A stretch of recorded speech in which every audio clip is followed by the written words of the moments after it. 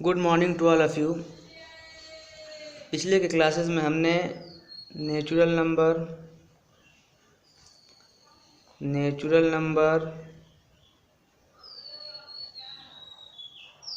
Whole number, natural number, whole number, integer,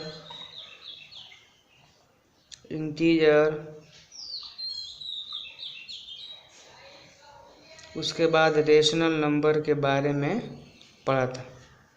ठीक है, ये हमारे नेचुरल नंबर हो गए, ये होल नंबर हो गए, ठीक है, ये इंटीजर हो गए। इसके बाद रेशनल नंबर जो p/q के फॉर्म में हो, pq इंटीजर हो, मतलब इसी में से कोई हो, pq इंटीजर हो और q जीरो ना हो। ये था हमारा पिछला। इसके बाद हमने दो रेशनल नंबर के बीच में रेशनल नंबर फाइंड करना सीखा था कि दो रेशनल नंबर के बीच में कैसे रेशनल नंबर फाइंड किया जाता है। उसके बाद हमने एक्सरसाइज 1.1 के क्वेश्चन लगाए थे और कुछ क्वेश्चन हमने आप लोगों को दिए थे, कुछ बच्चों ने करके दिखाया है, सही है, लगभग सभी का सही है।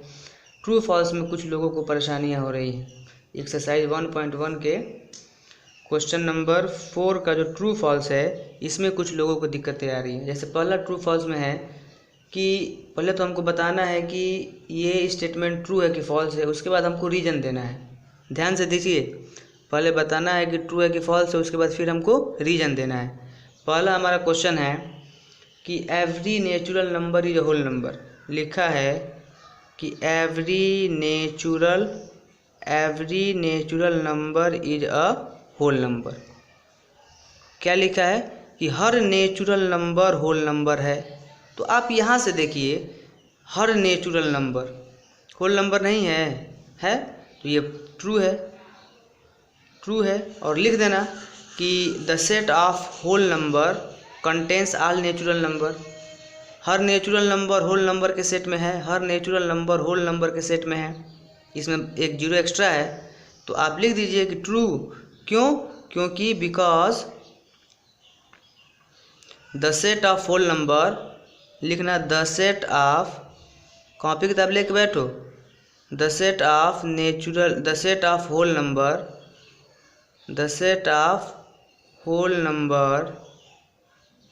Contains all natural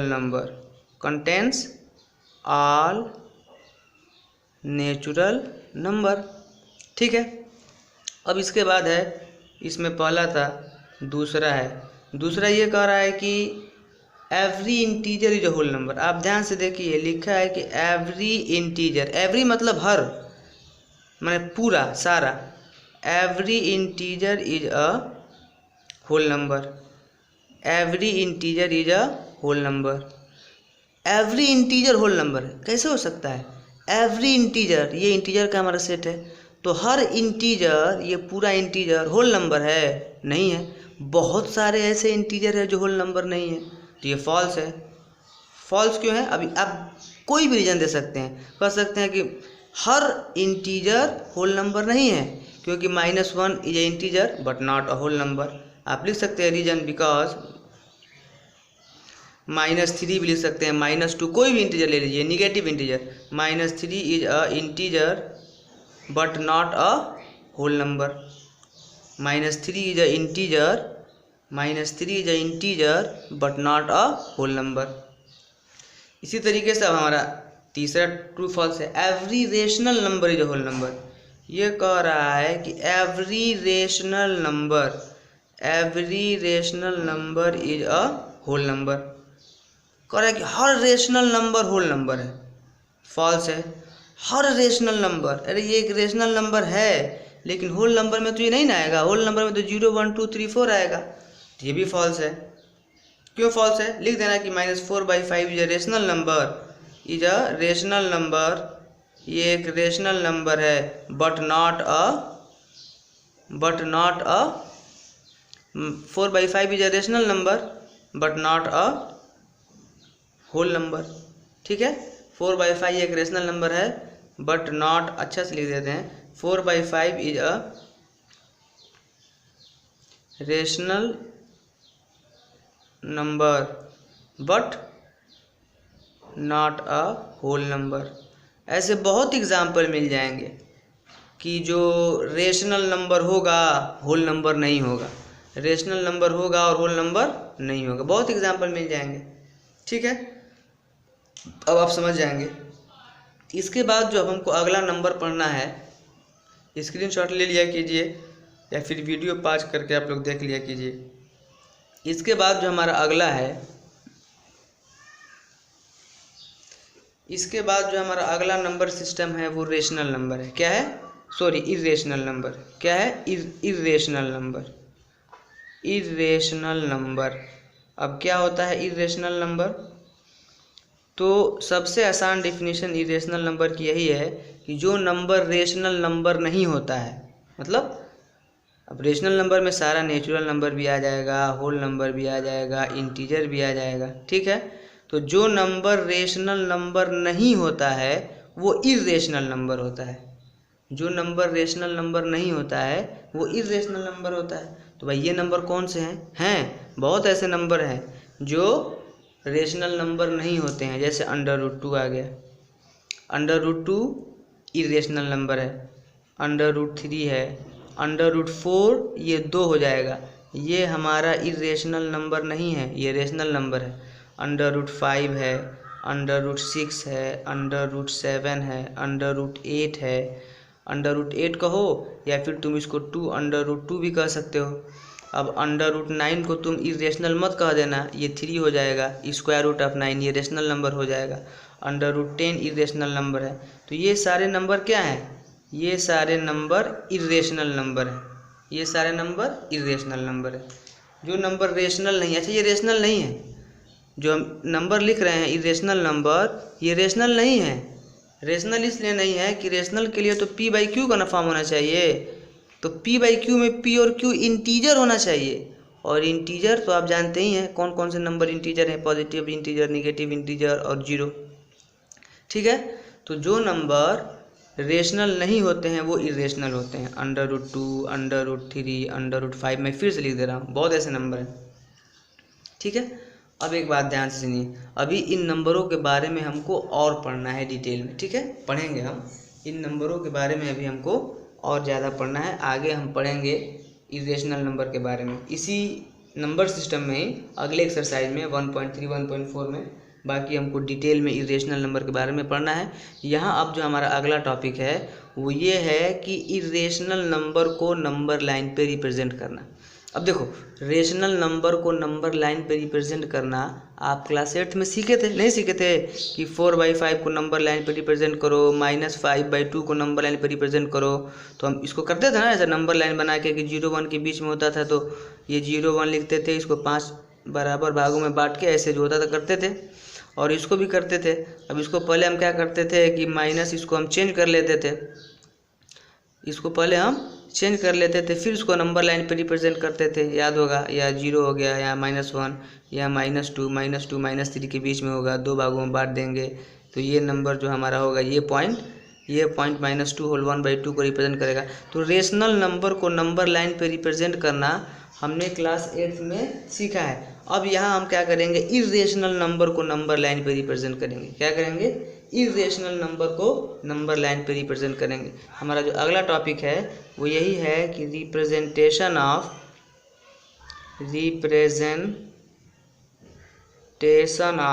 irrational number, representation of irrational number on number line या real line, number line, representation of irrational number on number line. जैसे हमारा अगला जो एग्जाम्पल नंबर 3, इसमें यही कह रहा है कि लोकेट √2 ऑन नंबर लाइन। √2 एक इरेशनल नंबर है, इसको नंबर लाइन पे रिप्रेजेंट कीजिए। तो देखिए इसमें थोड़ा सा अब समझने वाली बात है, यहाँ से बहुत ध्यान दीजिए। अगर हमको √2 को नंबर लाइन पे रिप्रेजेंट करना है तो इसके 2 तरीके हैं। अभी मैं एक तरीका बता रहा हूँ और दूसरा भी तरीका मैं आपको बताऊँगा, आगे बताऊँगा, जरूर बताऊँगा। तो देखो एक तरीका इसका ये है कि √2 को हमको नंबर लाइन पे रिप्रेजेंट करना है, तो सबसे पहले हम नंबर लाइन ड्रॉ कर लेंगे। सबसे पहले हम नंबर लाइन ड्रॉ कर लेंगे। यहाँ मान लो 0 हो गया, यहाँ 1 हो गया, इधर -1, बाकी आगे भी इधर 2। तो अब क्या करें हम, कैसे किया जाए इसको? देखिए प्रोसेस समझिए। सबसे पहले इसके लिए हमको एक ऐसा राइट एंगल्ड ट्रायंगल सोचना होगा कि जिसका हाइपोटेनस √2 आए। ध्यान दीजिए, हम यहाँ पे फिर समझा दे रहे हैं कि अगर मान लो कि हम एक ऐसा, ये दूरी 1 ले लें, ठीक है, और इस पर हम 1 यूनिट का परपेंडिकुलर ड्रॉ कर दें, ठीक है, ये 1 ये 1। अब पाइथागोरस थ्योरम से आप इसका हाइपोटेनस निकालोगे तो याद है ना पाइथागोरस थ्योरम। ये मान लो कि अगर ये ए है, बी है, सी है, तो अगर यहाँ से ए सी निकालोगे तो ए सी का स्क्वायर क्या हो जाता है, इन दोनों के स्क्वायर के सम के बराबर हो जाता है। 1 का स्क्वायर प्लस 1 का स्क्वायर होगा, तो ये 1 का स्क्वायर 1 प्लस 1 ये क्या हो जाएगा 2 होगा, और जब इसको ए सी करोगे तो √2 हो जाएगा। तो अब ये ए सी √2 हो जाएगा। ये हमेशा करेंगे।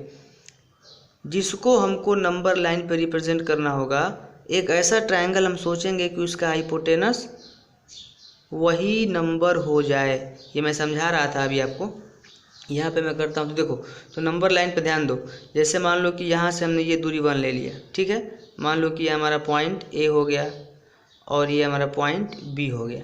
अब इसके बाद हम 1 यूनिट का परपेंडिकुलर ड्रॉ करेंगे ए बी पे, ठीक है, ए बी पे हम 1 यूनिट का परपेंडिकुलर ड्रॉ करेंगे, ठीक है। ये हमारा बी है, ध्यान दीजिएगा, यहाँ लिख देता हूँ, ये पॉइंट हमारा ए है, ये पॉइंट हमारा बी है, ये तो 0 है।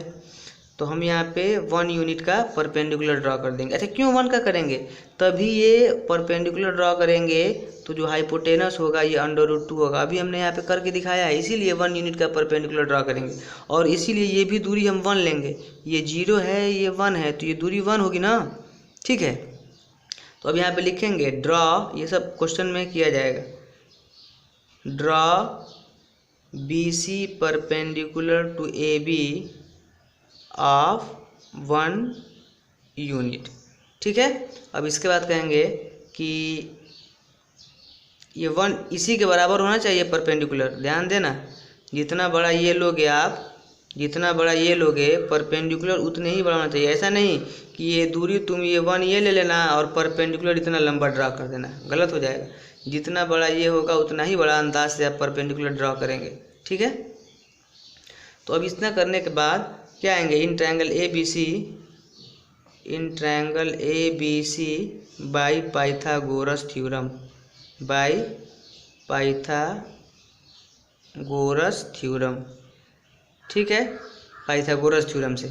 पाइथागोरस थ्योरम से AC का स्क्वायर क्या हो जाएगा, AC का स्क्वायर हो जाएगा AB का स्क्वायर प्लस BC का स्क्वायर, और AB भी 1 है, AB 1 ही ना है, और BC भी क्या है 1 ही है।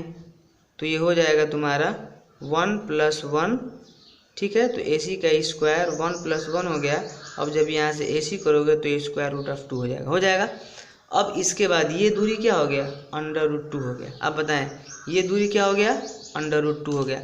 अब इसके बाद हम कंपास लेंगे, और कंपास लेने के बाद इसको, ये दूरी √2 है, ध्यान देना। ऐसे कंपास लेने के बाद ये दूरी √2 है, ऐसे रखेंगे इसको, और ये ऐसे हम प्लॉट करें ऐसे। अब ये जहाँ कट करेगा, आप बताइए ध्यान से, ये दूरी कितनी थी, ये दूरी हमारी √2 थी, ये 0 है ना, ये दूरी हमारी √2 थी, और ये भी दूरी कितना होगा हमारा √2 होगा कि नहीं होगा।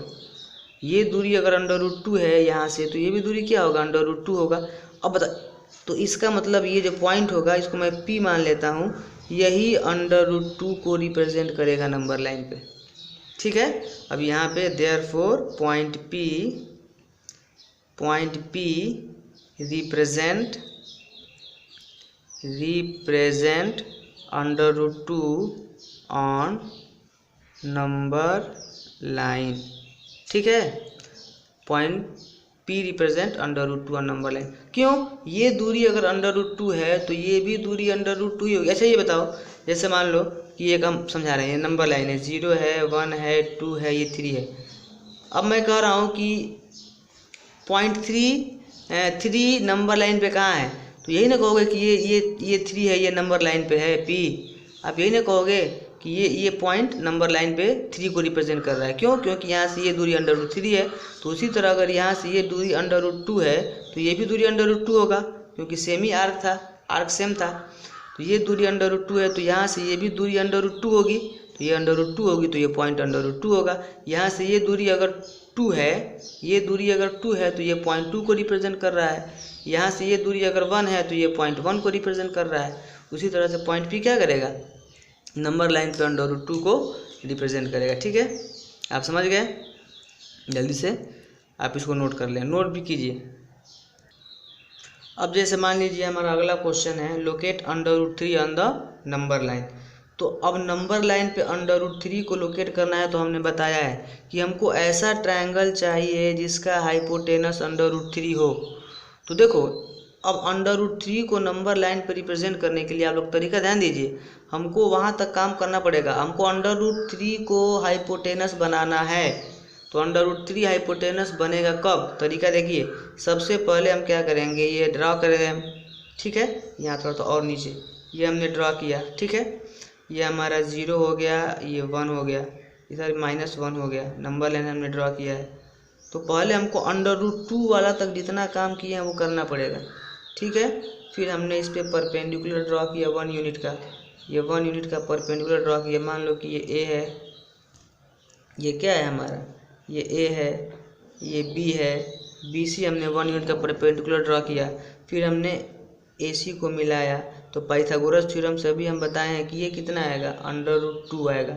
लेकिन √3 अभी नहीं आया। तो अब क्या करेंगे, फिर AC पे हम 1 यूनिट का परपेंडिकुलर ड्रा करेंगे।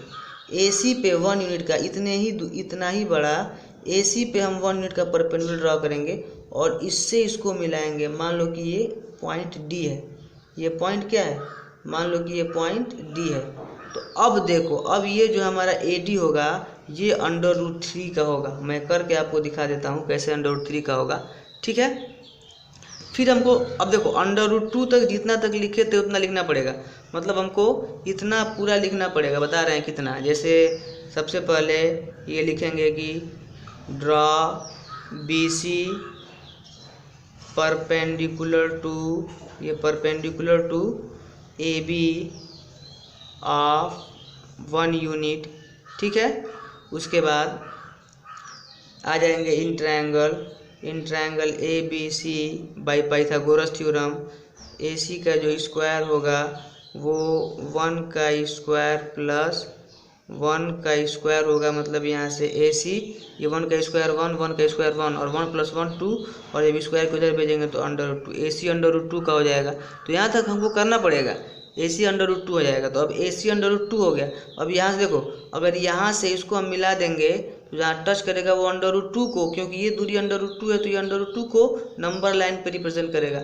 लेकिन हमको √3 को करना है। तो √3 को करने के लिए हमको ऐसा ट्रायंगल चाहिए जिसका 90 डिग्री के सामने वाला साइड हाइपोटेनस √3 हो। तो उसके लिए हमको इतना तक करना पड़ेगा। और इसके बाद फिर लिखेंगे कि draw CD perpendicular to AC, CD perpendicular to AC of 1 unit. ठीक है, और इसके बाद फिर लिखेंगे कि इन ट्रायंगल